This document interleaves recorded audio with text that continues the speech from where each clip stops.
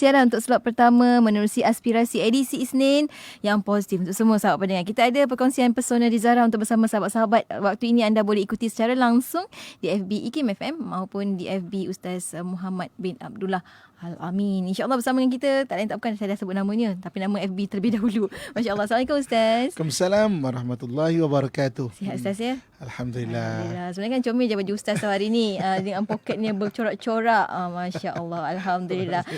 Bercorak-corak Ustaz. Kejap lagi kita akan bagi rakan-rakan yang berada di FB dah boleh tengok dah Ustaz. Macam mana yang saya katakan poket tu bercorak-corak kan. Masya Allah. Apapun hari ni kita nak sambung Ustaz. Kalau minggu lepas Ustaz kongsikan nama Allah Al-Malikul Mulk dalam perkongsian Asmaul Husna penyelesaian masalah keluarga. Kali ini Ustaz bawa kepada satu lagi nama yang 85 iaitu Zuljalali wal Ikram. Silakan Ustaz. Nama paling panjang Ustaz kan? Ya. Silakan Ustaz. Okay, bismillahirrahmanirrahim. Assalamualaikum warahmatullahi wabarakatuh. Alhamdulillah wassalatu wassalamu ala Rasulillah wa ala alihi washabihi wa man tabi'ahu wa man nasarahu wa wala. Alhamdulillah Allah DJ KIT, seterusnya kepada seluruh ibu-ibu, akak-akak, abang-abang, ayah-ayah, adik-adik yang saya sayangi dan saya doakan yang kebaikan sekalian. Pertama dan terutamanya syukur pada Allah Subhanahu wa taala pagi ini masih lagi diberi kesempatan kesihatan, maknanya peluang kehidupan untuk kita duduk sebentar untuk kita berkongsi sedikit dari ilmu Allah Subhanahu wa taala. Mudah-mudahan sedikit yang kita kongsi beri manfaat kepada kita, walau di mana kita berada, tengah bawa kereta ke, tengah masak ke, tengah tidur buka mata kecil-kecil ke, Tidur-tidur ayam. tidur ayam, tengah bekerja di office ke, walau di mana pun anda berada, kita tingkatkan ilmu kita sentiasa insya-Allah. Okey, jadi pada kesempatan pagi yang berbahagia ini kita kongsikan nama Allah Subhanahu wa taala yang ke-65 iaitu Zul Jalali wal Ikram. Maksud Zul Jalali wal Ikram yang mempunyai kebesaran dan kemuliaan. Jadi Allah Subhanahu wa taala antara nama-namanya dalam rantaian Asmaul Husna adalah yang mempunyai kebesaran dan juga kemuliaan.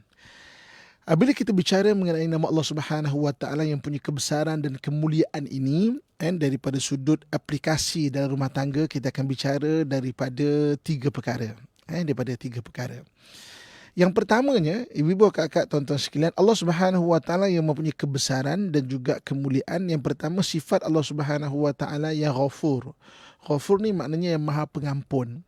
Jadi Allah Subhanahu wa taala walau sebesar mana pun kesalahan-kesalahan kita, Allah tetap ampunkan kita. Dan kita pula sebagai manusia perlu sentiasa minta ampun pada Allah Subhanahu wa taala. Jadi kita disuruh minta ampun. Kita di sini disuruh minta ampun, selalu minta maaf, minta ampun pada Allah Subhanahu wa taala pada kesalahan-kesalahan kita. Kita takkan mungkin pulang ke zaman silam untuk membetulkan kesalahan kita. Kalaulah kita boleh pulang ke zaman silam membetulkan kesalahan, maka hukum balik ke zaman silam itu wajib hukum dia. Tapi kita tak boleh balik ke zaman silam. Allah sediakan satu pintu bernama pintu taubat yang kita boleh masuk ke dalam dia, keluar balik macam kita benarnya bersih kalau kita bertaubat bersungguh-sungguh. Jadi Allah Subhanahu wa taala Maha Pengampun, Zul Jalali wal Ikram. Allah adalah pengampunnya Allah Subhanahu wa taala, dan kita pertama sendiri perlulah sentiasa minta ampun Allah Subhanahu wa taala. Okey. Orang nak minta ampun kepada Allah Subhanahu wa taala ni, dia kena ada satu kemampuan. Dia kena ada satu kemahiran. Kemahiran apa? Kemahiran melihat kelemahan diri. Kalau dia tak ada kemahiran melihat kelemahan diri, dia tak akan minta ampun pada Allah, dia tak akan minta maaf pada manusia. Kan ada ini kan orang kan kat Baghdad dia buat salah, dia tak rasa dia buat salah. Dia buat salah, dia rasa macam diri dia betul je.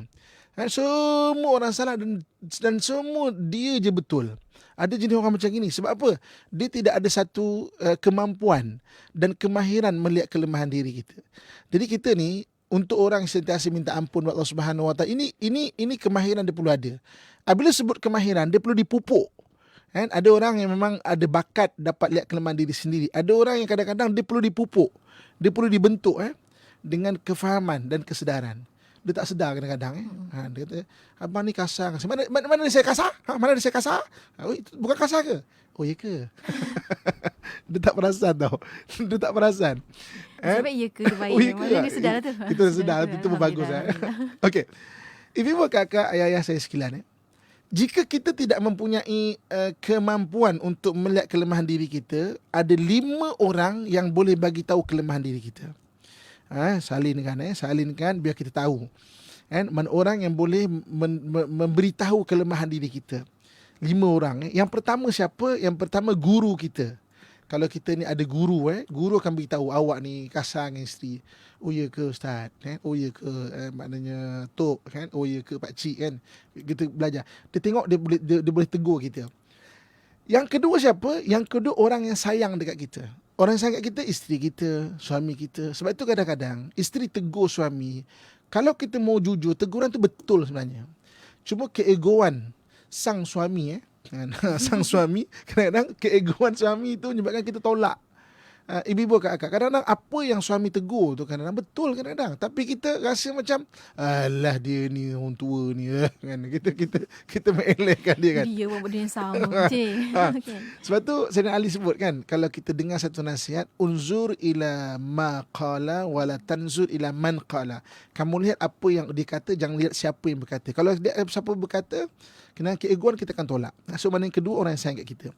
Yang ketiga siapa? Yang ketiga adalah orang yang bijaksana. Orang yang bijaksana ni tak semestinya orang yang kita kenal. Kadang-kadang ada orang yang diberi kebijaksanaan lebih daripada kita. Nabi Musa AS, dia tak pernah kenal Nabi Khidir, tapi Nabi Khidir lebih bijaksana daripada dia. Allah letakkan kebijaksanaan ni orang yang Allah pilih. Itu yang disebut kan, wa mayyutal hikmah faqad utiya khairan katsira. Siapa yang diberi kebijaksanaan, diberi kebaikan yang banyak. Kadang-kadang kita dalam bab rumah tangga, makcik jual ikan tu lebih ada kebijaksanaan rumah tangga. Kita beli ikan kan, tengah dia buku-buku ikan, sambil-sambil dia membebel, dia sebut kita, sabarlah dek, laki tu memang macam tu. Makcik ni tahu pula aku dah gaduh dengan laki pagi tadi kan. Dia tengok, dia boleh tahu. Sebab apa? Allah kurniakan bagi dia dalam rumah tangga ada kebijaksanaan. Masya Allah. Sabarlah dek. Makcik ni kan kepoh pula kan. Tapi betul juga kan, boleh bergaduh punya kan. Orang bijaksana ketika. Dan sebab tu tiba-tiba ada orang tegur kita kena perhatikan benda ni kan. Yang keempat siapa? Yang keempat adalah kawan baik kita. Dan kita kena ingat, kawan baik ni, ibu-ibu ayah, kalau dia tegur kita, mana benda tu teruk sangatlah. Sebab nature kawan baik dia takkan tegur. Mana kalau dah tegur, benda teruk sangatlah sebenarnya di mata orang lain. Kan? Dia sendiri pun dah kesian kat kawan kan. Maknanya sebab kawan baik nature dia takkan tegur tau. Walaupun kita cakap kan, kawan baik lah kawan yang tegur kita, tak. Nature dia, praktikal dia, kawan baik dia takkan tegur kawan dia. Dia kesokong habis-habis. Sokong habis-habis. Tapi kalau kawan baik dah mula tegur, mana benda tu teruk sangat lah sebenarnya. Dia katakan, Hajah, saya ni bersalah cakap Hajah ni, Hajah. Kenapa? Hajah ni kalau datang kuliah ni, Hajah. So, kena Hajah baru lah, Hajah. Minta maaf, Hajah. Dia cakap tu, kalau kawan baik, maksudnya apa? Benda tu orang lain dah semua dah run for your life, Hajah datang. Maknanya dah teruk sangat lah bau dia kan. Kita pun jangan naik angin tu. Oh kau macam kau sokin kau wangi sangat. Kalau kita pun jujur, benda tu betul sebenarnya. Orang dah tak tahan lah. Tu kawan baik Betul, kalau kawan baik tegur, kena perhatikan. Dan yang terakhir, yang kelima, yang boleh bagi tahu kelemahan diri kita adalah musuh kita. Musuh kita boleh beritahu kelemahan diri kita. Okey. Jadi Allah Subhanahu Wa Taala Maha Pengampun, kita disuruh minta ampun. Salah satu kemahiran yang perlu ada. Bila sebut kemahiran, dia kena pupuk benda tu. Adalah melihat kelemahan diri. Barulah boleh minta ampun. Kalau tak adanya. Kan? Berbanyak ini isteri dia boykot laki dia. Padan muka ustaz. Padan muka. Dah 2 minggu boykot tidur kat luar. Dia rasa betul dia buat benda tu. Saya ni buat silent protest, silent treatment.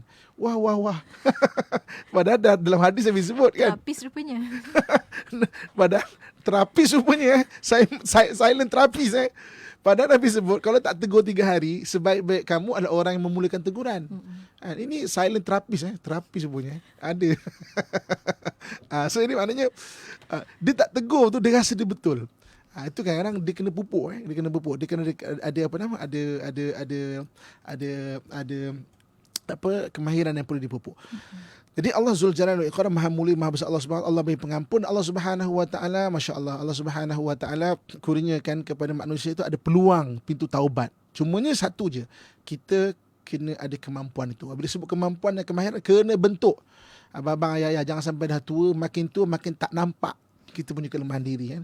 Lagi bagus kita sentiasa muhasabah diri. Sebab tu Imam Saidina Umar sebut hasibu anfusakum qabla an tuhasabu. Kamu muhasabahlah sentiasa diri kamu sebelum nanti kamu terhisap, dikira oleh Allah Subhanahu Wa Taala. Kita sendiri duduk renung, apa kelemahan aku hari ni, baru kita boleh baiki diri. Ini makin tua kok kan. Makin orang run for your life. Cucu-cucu semua run. Kalau kita datang ni cucu-cucu semua run. Hilang semua. Sebab sinonim asatuk je membebil. Asal membebil jatuh. Sinonim dengan benda tu kan. So kita kena ni. Okey. Dan Allah Zul Jalal wal Ikram, Masya Allah. Apa dia? Katakan satu orang tu kan, dia ni Allah Maha Pengampun. Dia buat salah dalam rumah tangga, dia buat salah dalam keluarga dia buat salah dekat mana saja, dan dia tidak ada kemampuan untuk melihat kelemahan diri dia. Maknanya dia tak minta ampun pada Allah. Maknanya kan dosa dia banyak dia tak perasan tu kan. Bertambah-tambah. Zul Jalali wal Ikram Allah. Dalam umat Muhammad Allah kurniakan satu anugerah, orang lain boleh minta ampunkan bagi pihak orang lain. Masya Allah. Dalam Quran Allah sebut fa'fu anhum wastaghfir lahum. Kamu maafkan mereka dan minta ampunkan bagi pihak mereka.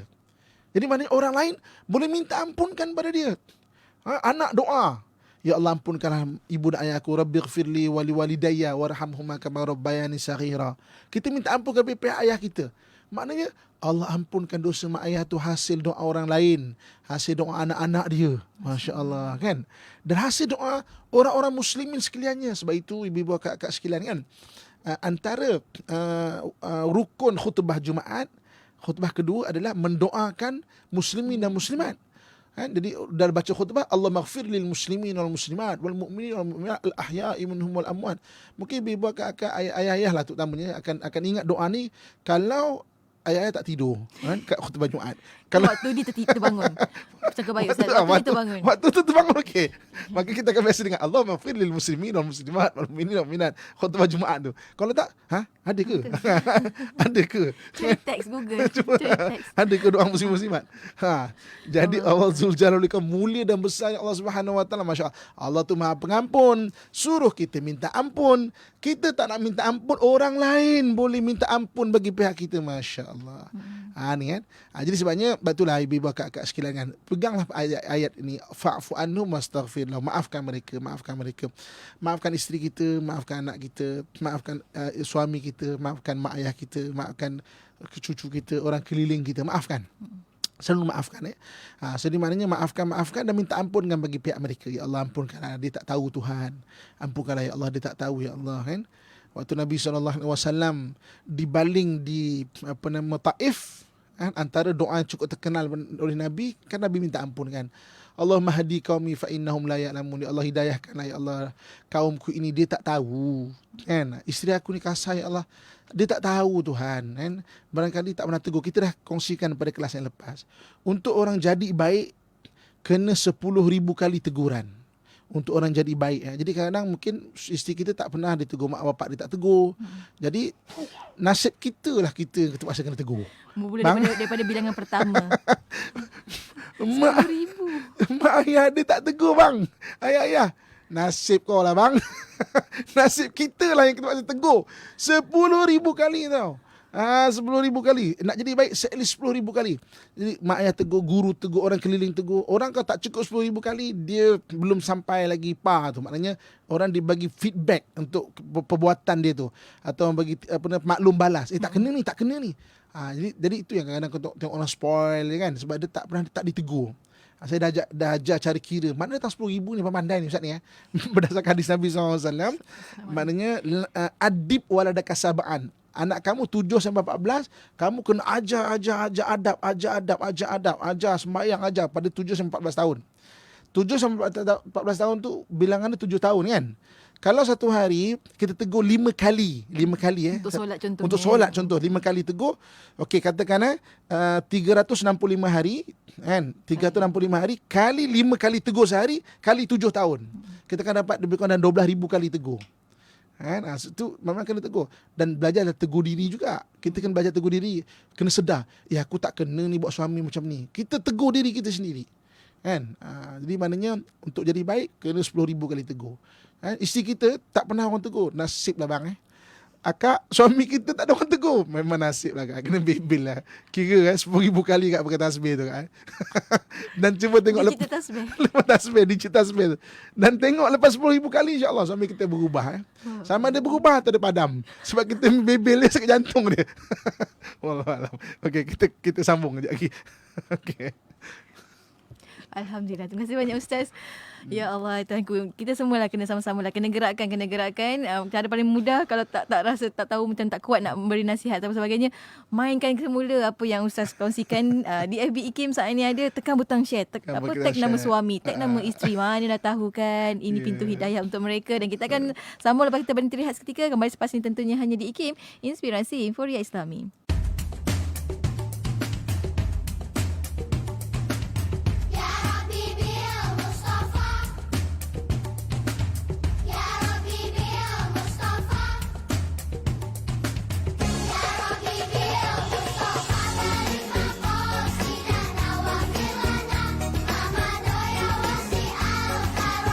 Demi cintamu ya Allah pada Muhammad Nabimu, ampunilah dosaku, wujudkan harapanku.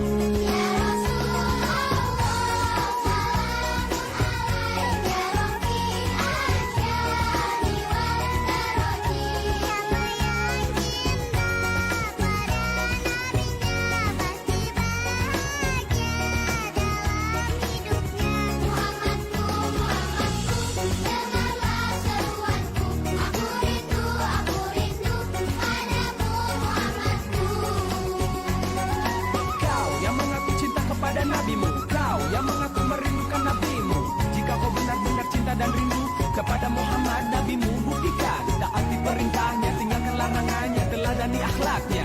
Niscayakanlah kau akan berjumpa dengan Rasulullah. Niscayakanlah kau akan berjumpa dengan Rasulullah.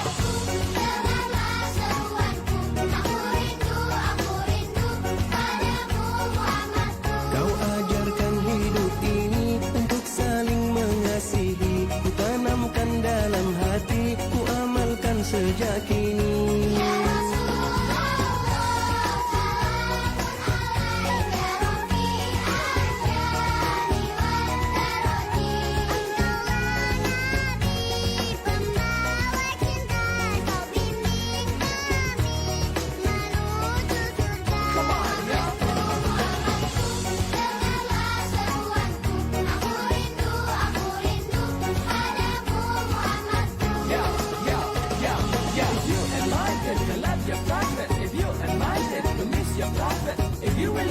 Prophet Muhammad, make it true, make it true, make it true. Kau yang mengaku cinta kepada Nabimu, kau yang mengaku merindukan Nabimu. Jika kau benar-benar cinta dan rindu kepada Muhammad Nabimu, buktikan taati perintahnya, tinggalkan larangannya, teladani akhlaknya. Niscaya kelak kau akan berjumpa dengan Rasulullah. Niscaya kelak kau akan berjumpa bersama Rasulullah.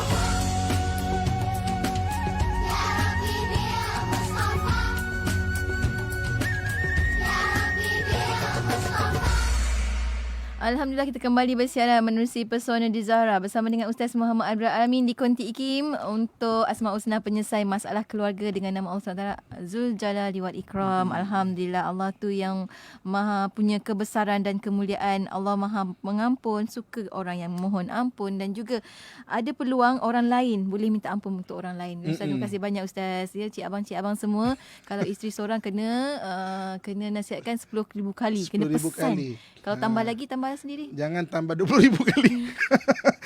10,000 kali pun tak larang nak tegur. Lagi mau tambah 10,000 kali lagi nak tegur. Jangan bang. Ikutlah nasihat ini. Kena fikir panjang sebelum buat sesuatu. Sambung Ustaz, silakan. Okey, baik.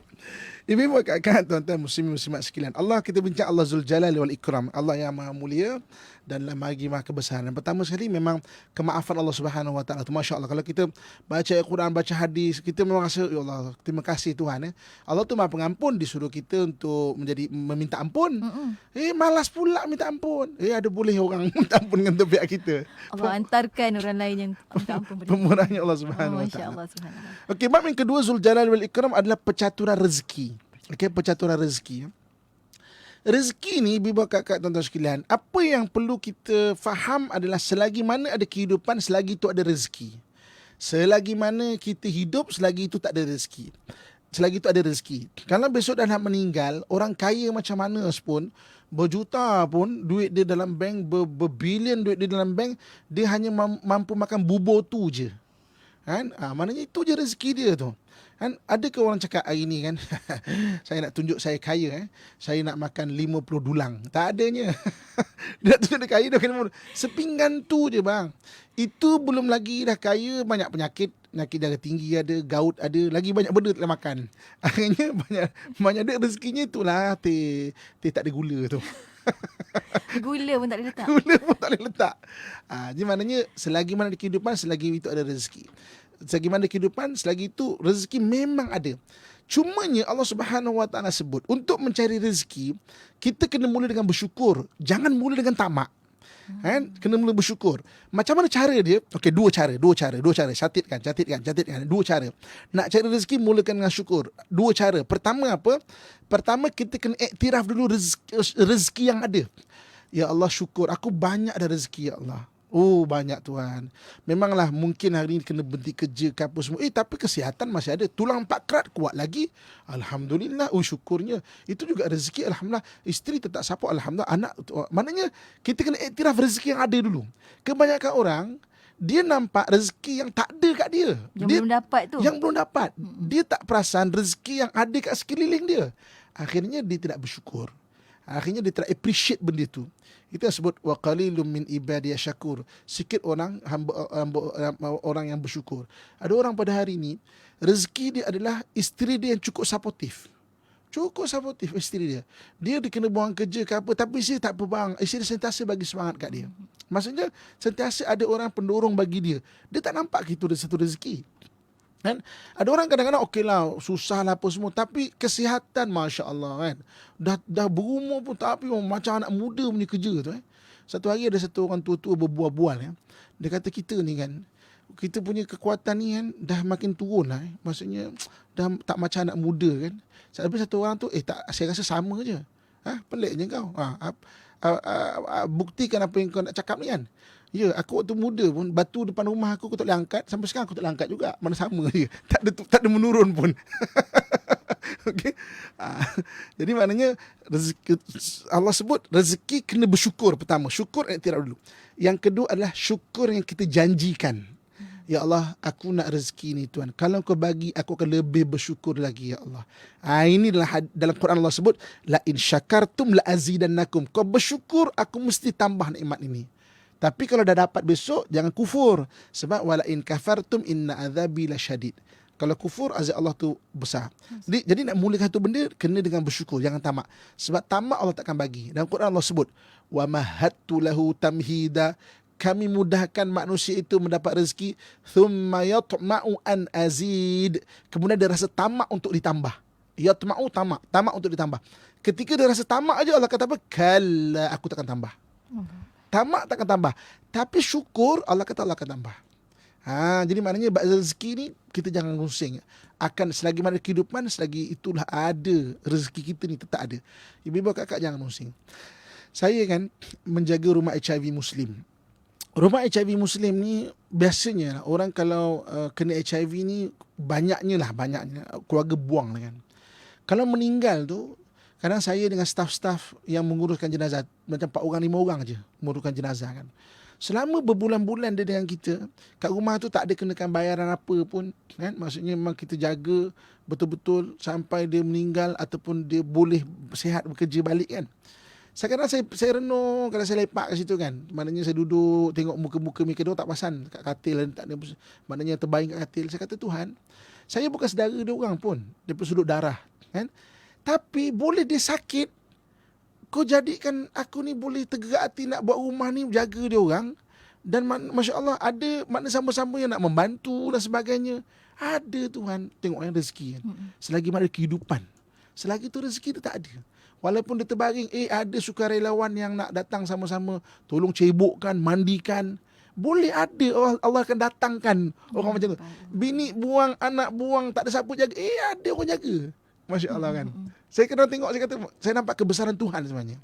Ya Allah, kita macam tu kan. Lepas tu kita jangan rusing sebenarnya hidup kita ni. Selagi mana hidup ada je. Masalah kita tamak. Kita nak lebih daripada nak ni. Itu Allah kata kalla, aku takkan bagi tu. Kan? Itu benda yang kedua. Allah Zul Jalal wal Ikram, bab rezeki jangan rungsing. Dunia untuk diurus, banyak kali saya kongsikan, bukan untuk dirungsingkan. Rugi orang yang rungsing pasal dunia dia. Dunia ni urus.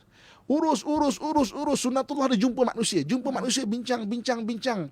Kan? Tak dapat, kena reject. Itu sunatullah biasa. Bincang lagi.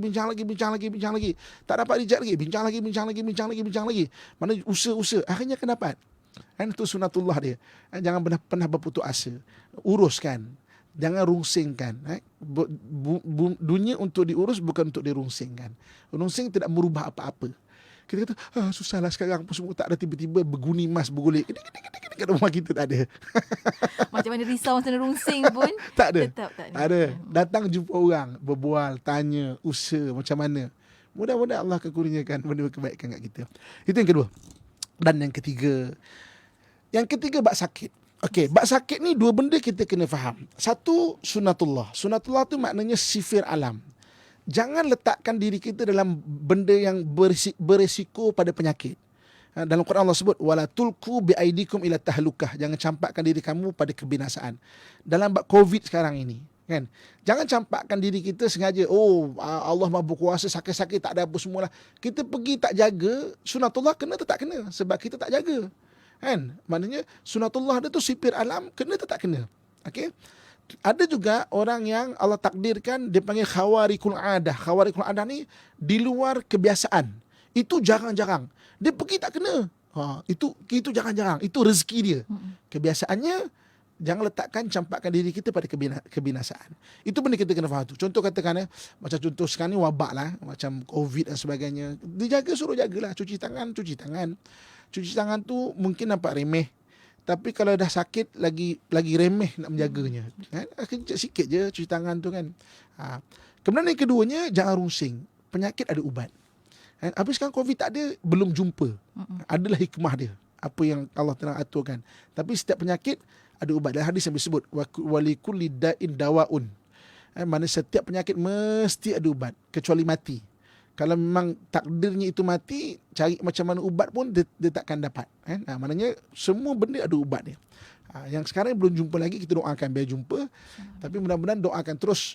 Benda yang pertama, Allah kita dipelihara daripada benda ni. Jadi Allah SWT sediakan ubat, Allah sediakan maknanya ilmu dan sebagainya untuk manusia tu kan, dan manusia tu perlu berusaha ke arah itu. Ada satu kisah. Ada satu orang doktor. Doktor ni doktor mata tau. Doktor mata. Jadi dia mengubat satu pesakit mata, satu orang artis, juru lukis yang sangat cantik, mahir sangat lukis dia. Juru lukis ni sakit mata dia sampai hampir tak nampak mata dia. Kan? Jadi dengan izin Allah, ilmu Allah bagi tu, setiap penyakit dia ubat, maknanya jodoh ubat tu jumpa baik mata dia. Jadi selepas baik, kan, juru lukis ni pun jumpa doktor ni, artis yang memang pelukis cantik ni, jumpa doktor. Dia kata, doktor, saya terima kasih sangat ya doktor. Maknanya dengan ilmu Allah bagi, saya bersyukur pada Allah dan berterima kasih pada doktor. Kan? Dengan ilmu Allah bagi, dapat balik saya sembuh, dapat balik saya berkarya doktor. Sebagai terima kasih, saya nak hadiahkan doktor, saya nak lukiskan kat klinik doktor ni satu lukisan yang sangat cantik. Kan? Lukisan mata, sebab doktor pakai mata sampai sangat cantik doktor. Doktor nak tak? Doktor, bolehlah, berbesar hati juga saya. Maka dia berlukis, berminggu dia siapkan. Siaplah mata, cantik sangat. Cantik sangat. Memang orang tengok, cantik lah. Memang dengan bentuk dia, dengan maknanya image dia dan sebagainya, warna dia dimainkan, cantik sangat. Nak ceritanya adalah setiap penyakit ada ubat. Jadi maknanya jangan lari topik kita ni. Ni saya cerita contoh aja ni. Okey. Tak berapa ketika lepas itu, isteri doktor ni datang kat klinik suami dia lah. Tengok ada ni, ada apa nama? Ada gambar lukisan mata. Cantik lah. Isteri dia pun canggum. Cantiknya bang. Ya. Siapa lukis bang? Mesti mahal ni kan? Dia kata tak. Saya baru ni abang ada ubat satu artis. Maksudnya dia memang pelukis profesional. Cantik sangat kan. Tengok ni. Basil, ini mahal ni bang. Memang cantik sangat ni bos kan. Kemudian doktor ni pun melihat isteri dia. Kemudian doktor dia berkata, abang pun bersyukur juga ya. Kenapa? Nasib baiklah abang ni Allah kurniakan jadikan sebagai doktor mata. Kalaulah Allah takdirkan abang ni dijadikan doktor kelamin, penyakit kelamin, macam mana lukisan kat klinik kita nanti tu kita pun tak tahu. Maksudnya, okey, tapi poin dia adalah setiap penyakit ada ubat. Itu cerita. Dan berterima kasih dia, ada orang balas dengan dengan appreciation dia dengan betul macam tu. Jadi Allah Subhanahu Wa Taala Zul Jalal Ikram, maksudnya setiap penyakit ada ubat. Jangan rungsing, kan? Kita disuruh untuk mengelakkan sebab-sebab. Yang keduanya kita disuruh untuk berubat kalau sakit. Wallahualam. Masya Allah. Alhamdulillah. Terima kasih banyak Ustaz. Kita akan berhenti rehat sekali lagi untuk anda rakan mendengar. Kalau ada pertanyaan persoalan, ada kerungsingan yang tak perlu nak dirungsingkan sepatutnya. Manalah tahu kan sebab anda bertanyakan soalan dapat melepaskan anda daripada kerungsingan tersebut. Jom ajukan di talian WhatsApp kami di 0112900404 ataupun di FB IKIM FM. Kita kembali selepas ini tentunya hanya di IKIM, Inspirasi Inforia Islami. Selagi mana tidak ada suatu petanda kuat ataupun yakin berlakunya najis, maka kita kira asalnya suci. Maka dalam persoalan ini, sekiranya satu dia memang yakin tuan rumah sebelum dia adalah orang yang makan khinzir misalnya, ataupun makan benda-benda najis. Adakah dia perlu sama satu rumah? Tak perlu secara pasti. Paling kurang dia sama kawasan mana? Kawasan Singki yang tempat. Yang mana secara pasti kalau orang itu masak dan setiap hari secara pasti adanya makan, kan? Dan dia masak, secara pasti kawasan itu telah ada terkena dengan yang disebut sebagai khinzir tadi, yang mana ada qarinah ataupun ada petanda kuat di situ ada. Adapun tempat-tempat lain yang kemungkinan ada, kita tak pakai. Kemungkinan tu tak pakai. Kita hanya membasuh tempat yang ada keyakinan yang kuat bahawasanya di sana berlaku yang disebut sebagai tanajus ataupun sentuhan dengan najis. Terus dengarkan Tahsinul Ibadah setiap hari Khamis pada pukul 10 pagi hanya di IKIM Inspirasi Inforia Islami. Kepada warga negara Malaysia yang berkelayakan, anda dijemput untuk mengisi kekosongan di Institut Kefahaman Islam Malaysia sebagai pegawai Unit Integriti dan Pematuhan Grade N41. Berumur tidak kurang daripada 25 tahun, merupakan pemegang ijazah sarjana muda dari institusi pengajian tinggi tempatan atau kelayakan yang diiktiraf setaraf dengannya. Calon yang pernah mengikuti kursus Certified Integrity Officer CEIO Anjuran Suruhanjaya Pencegahan Rasuah Malaysia SPRM merupakan satu kelebihan. Anda perlu bertanggungjawab kepada pengerusi IKIM. Anda juga perlu menyediakan pelan unit integriti dan pematuhan yang telah dijadualkan, memastikan tadbir urus terbaik dan berkesan dilaksanakan berdasarkan hak, tanggungjawab dan had yang telah digariskan dalam peraturan di IKIM. Untuk maklumat lanjut, layari www.ikim.gov.my atau hubungi 03 6204 6374. Tarikh tutup permohonan 5 Oktober 2020. Ayu, masa awak masuk kerja lepas cuti bersalin bulan lepas, muka awak pucat. Tapi hari ini nampak berseri, ceria. Apa rahsianya? Saya beranak kecil juga. Syukur ada kawan kenalkan dengan MAB. MAB? Apa tu? Mak Jun Anggun Bistari. Mak Jun Anggun Bistari. Mak Jun istimewa keluaran Zaid Primary Resources. Ramuan alami, khazanah alam khusus untuk kesihatan dalaman dan fizikal wanita. Mendapat kelulusan Kementerian Kesihatan Malaysia. MAB baik dan selamat. Boleh didapati dari pengedar-pengedar sah seluruh Malaysia. Atau hubungi 013-974-9715. Ejen diperlukan. Isteri anggun, suami terpegun. Iklan ini diluluskan oleh Lembaga Iklan Ubat.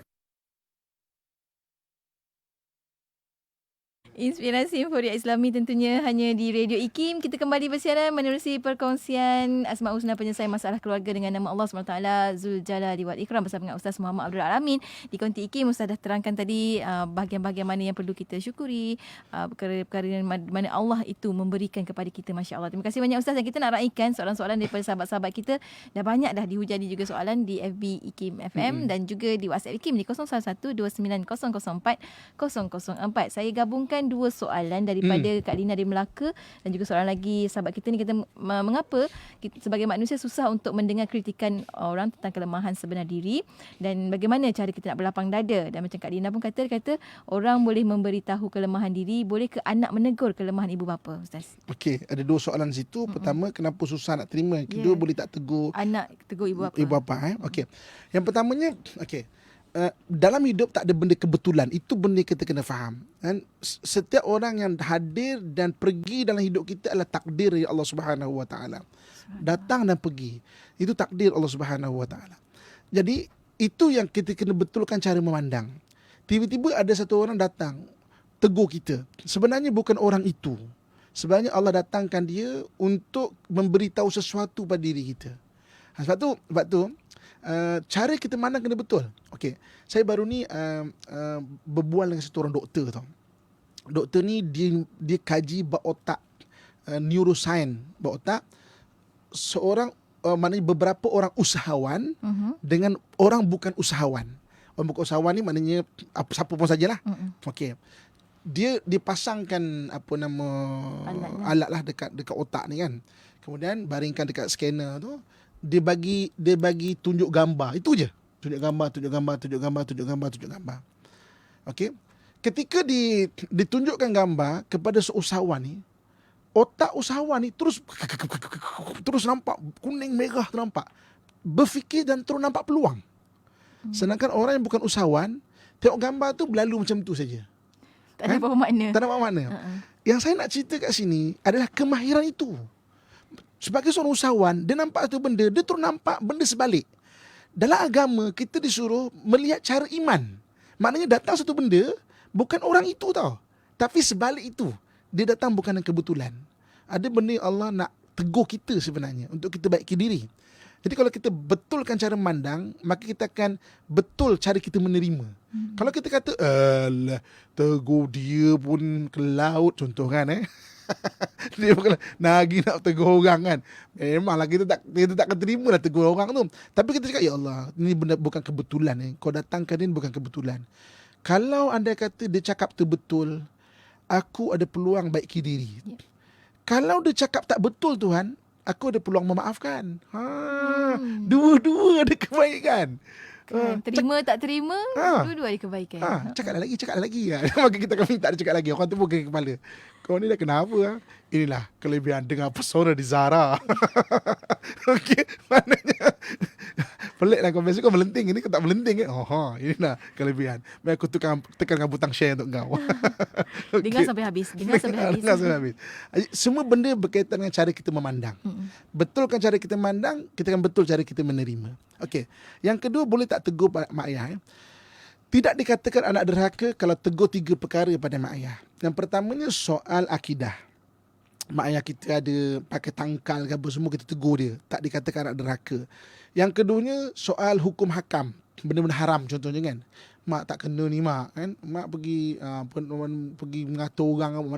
Maknanya tak dikatakan derhaka. Dan ketiganya, benda-benda akhlak Islamiah. Akhlak Islamiah ni, tarbiyah Islam tu, kita tegur, mak tak kena ni mak, tetamu datang ni. Walaupun benda tu tak dosa, tapi tak kena mak dari sudut akhlak. Tak dikatakan anak derhaka. Tiga topik ini kalau disebutkan oleh mak ayah. Satu lagi perlu dibacakan bersama adalah cara menegur. Cara menegur dengan cara berhikmah lah dengan mak ayah. Kalau tak boleh, doakan. Tapi kita kena faham dulu hukum dia. Kita menegur tu apa hukum dia. Yang keduanya iaitu cara kita menegur kena perbaiki. Wallahualam. Baik, seterusnya kita ada soalan daripada sahabat kita ni. Kita nak tanya, sampai bilakah wajib si suami memberi nafkah asas kepada isterinya sehingga anak-anak semua dah bekerja sendiri atau bagaimana? Sehingga kudrat dia masih mampu mencari rezeki atau macam mana? Kalau umur dah lanjut macam warga emas, tiada pencen, bagaimana Ustaz? Okey. Hukum memberi nafkah kepada isteri sampai isteri itu meninggal ataupun abang meninggal. Hukum dia. Okey. Sampai satu stage kita tak mampu. Kan? Kita dah tua, pencen tak ada, duit pun dah tak ada apa semua kan. Anak-anak pula biasa kan, anak-anak kan. Kalau bagi duit di kampung, dia bagi mak ke bagi ayah? Biasanya dia bagi mak. Ayah perhati je dia jauh. Tak mau kona sini ke? Ayah perhati je jauh. Tak terlebih. Tak ada. Biasanya. Ini kita cerita realiti masyarakat kita. Realiti jauh. Kita kan membagi pada mak tau. Kita bagi mak. Sebab mungkin kita, mentaliti kita, alah ayah tu boleh bekerja. Pada ayah tu dah lama tak kerja dah. Ayah berjeling je. Tak nak kona sini ke kan. Jadi kesian ke ayah tu kan. Jadi maknanya kita, jadi sebab tu singgah-singgah je lah juga kat ayah kan. Bagi je, dia bukan nak pun, tapi kita singgah-singgah lah juga kat dia. Bagi mak, bagi ayah juga. Okey, sampai satu masa kita tak mampu. Jadi habis tak mampu macam mana? Dalam Quran Allah sebut, berilah sekadar mampu dia. Bukan makna stop kan? Mampu sikit bagi sikit kan? Mampu banyak bagi banyak. Maknanya jangan sampai kita stop langsung. Inilah saja saya mampu kan, bagi sikit kan. Tapi kalau tidak sampai kepada memenuhi keperluan, maka ketika itu anak-anak boleh bantu, ataupun kalau tak mampu juga Baitul Mal Muslimin, pergi mohon zakat. Maka kalau betul tak mampu, kita layak dapat, kita akan dapat. Ada cara jalan. Ada cara jalan dia. InsyaAllah, insyaAllah. Allah mudahkan urusan sahabat kita ni. Dan seterusnya ada soalan tentang ibu. Ibu sudah lanjut usia dan berpenyakit, Ustaz. Tapi sekarang ni sangat memberatkan hatinya dengan kesalahan ayah yang dah lama katanya dah maafkan, tapi dia akan ungkit-ungkit. Macam mana sebagai anak nak membantu ibu ni, Ustaz? Okey, dalam bab teringat-ingat ni, orang tak sama tau. Ada orang yang memang dia detach, jenis dia detach. Orang buat salah kat dia pun dia boleh halah lepas-lepas lah. Ada orang tak macam tu, terlalu attached kita panggil. Dia akan teringat. Jadi bila kita tengok mak kita jenis macam ni, kita kena faham dulu. Jangan ukur mak kita macam diri kita. Mak, lupa je lah mak. Kita mungkin jenis orang detached tau. Mak kita bukan jenis macam tu. So pertama kita kena faham betapa susahnya dia nak lupakan kesalahan yang ada bermain di kepala dia, kan? Jadi maknanya kena faham dulu, susah mak ni kan. Kita memang jenis happy, go lucky apa semua kan. Kena marah hari ni, kena marah lepas 5 minit macam tak ada apa-apa je kan. Tak apa je kan. Lupa terus. Lupa terus kan. Ada orang jenis detach, ada orang attach. 20 tahun punya kesalahan pun dia boleh ingat lagi. Ada orang jenis isteri tu mungkin, abang dulu cakap kat saya janji apa. Bila ni? No, 25 tahun lepas. Kita dah bercucu kot. Ada orang terlalu attach tau. Ingat sampai. Wah, itu memang kelebihan dia lah kita panggil. Itu kelebihan dia kita panggil. Okay. Jadi first step kita kena faham mak kita. Oh, mak kita tak macam kita. Jadi, susahnya dia. Kemudian baru tolong ingatkan. Mak, setiap kali teringat, sebutkan aku maafkan. Aku maafkan. Kan? Ajarlah mak tu kot. Ajarkan mak untuk sebut dengan lisan. Aku maafkan ya Allah. Kan? Memaafkan dengan melupakan dua benda berbeza. Tapi at least ya Allah aku maafkan. Keberkatan memaafkan tu Allah akan lupakan insya-Allah. Sebab dalam Quran Allah sebut fa'fu annum, maafkan mereka. Allah yang sebut. Jadi kita menurut apa yang Allah sebutkan, berada keberkatan dalam hidup kita. InsyaAllah Allah memudahkan insyaAllah sahabat kita ni. Dan seterusnya soalan terakhir saya rasa untuk sesi kita kali ini daripada Zainab Loli di Facebook Ikim. Sepupu baru saja bercerai dalam tempoh iddah. Suami ingin rujuk kembali, tapi sepupu tak mahu nak buat macam mana Ustaz, sebab suami berlaku curang. Tapi bila fikir tentang anak-anak masih kecil, jadi bersalah sepupu sahabat kita ni. Apa nasihat Ustaz? Okey. First kali kita kena buat keputusan untuk hidup kita. Okey, maksudnya jangan sebab-sebab jalan. Kalau nak sama-sama, buat cara nak sama. Kalau tak nak, tak nak. Okey. Cuma nasihat saya, itu buat keputusan hidup lah. Nasihat saya. Kan? Tak ada siapa orang yang tak buat salah. Maknanya mungkinlah suami tu buat salah curang. Memang dia tak betul. Memang jagalah dia siap memang kan. Memang Biasa dia ni. biasa dia ni kan. Memang dia salah. Cumanya kalau kita bagi peluang dekat dia, mungkin dia boleh memperbaiki diri, mungkin dia lebih baik daripada orang lain. Kan? Sebab mana ada orang tiba-tiba jadi baik.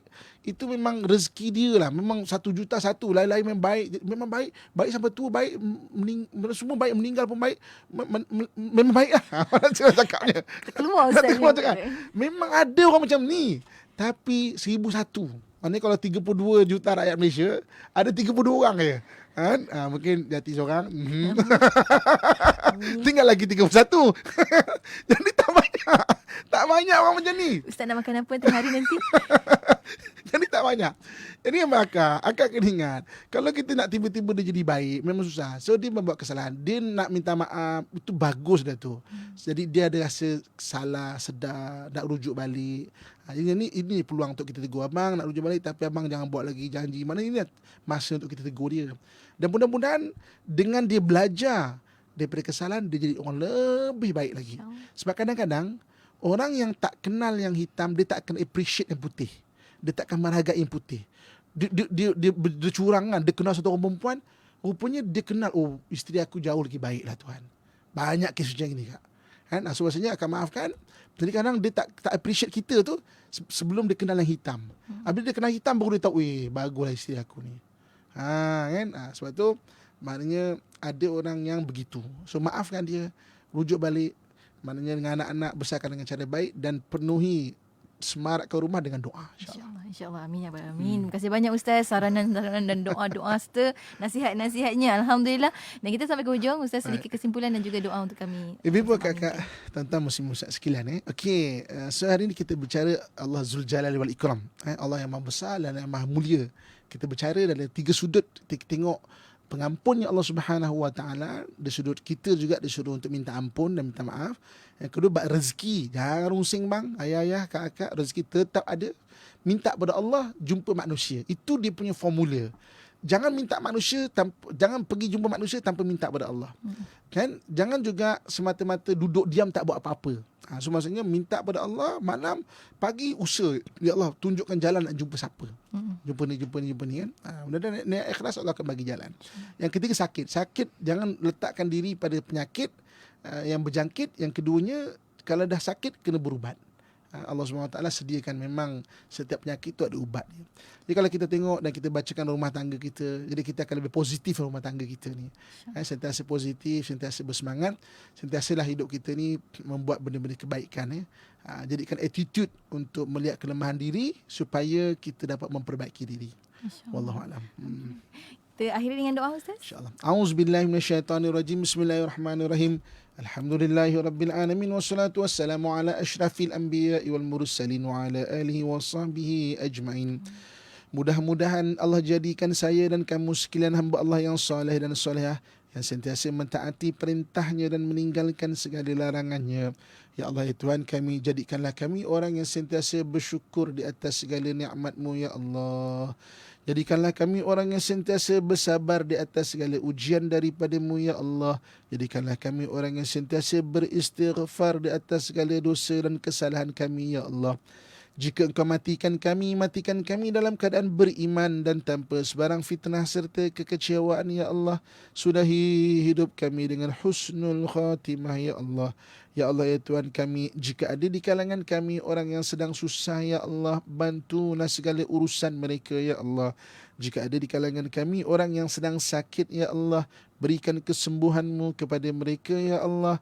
Jika ada di kalangan kami orang yang sangat berhajat dengan keperluannya, ya Allah, tunaikanlah segala hajat dan cukupkanlah keperluannya, ya Allah. Ya Allah, ya Tuhan kami, pelihara diri kami, masyarakat kami dan negara kami daripada penyakit dan wabak, ya Allah. Peliharalah diri kami, masyarakat kami dan negara kami daripada perkara-perkara yang tidak mampu kami tanggung, ya Allah. Allahumma rabbana atina fid dunya hasanah wa fil akhirati hasanatan wa qina adzabannar. Wa sallallahu ala sayyidina wa maulana Muhammadin wa ala alihi wa sahbihi ajma'in. Walhamdulillahi Rabbil Alamin. Taqabbalallahu minkum minna minkum taqabbal ya karim. Alhamdulillah. Terima kasih banyak Ustaz. Bagi yang terlepas dengar, anda boleh dengarkan kembali di FB IKIM FM. Tekan butang share dan juga anda boleh dengarkan ulangannya pada hari Sabtu pada pukul 7 pagi, insya-Allah. Terima kasih banyak Ustaz untuk perkongsian hari ini. Bertemu lagi minggu hadapan, insya-Allah. Assalamualaikum. Waalaikumsalam warahmatullahi wabarakatuh. Dan untuk anda rakan pendengar, teruskan kesetiaan bersama kami tentunya hanya di IKIM Inspirasi Inforia Islami.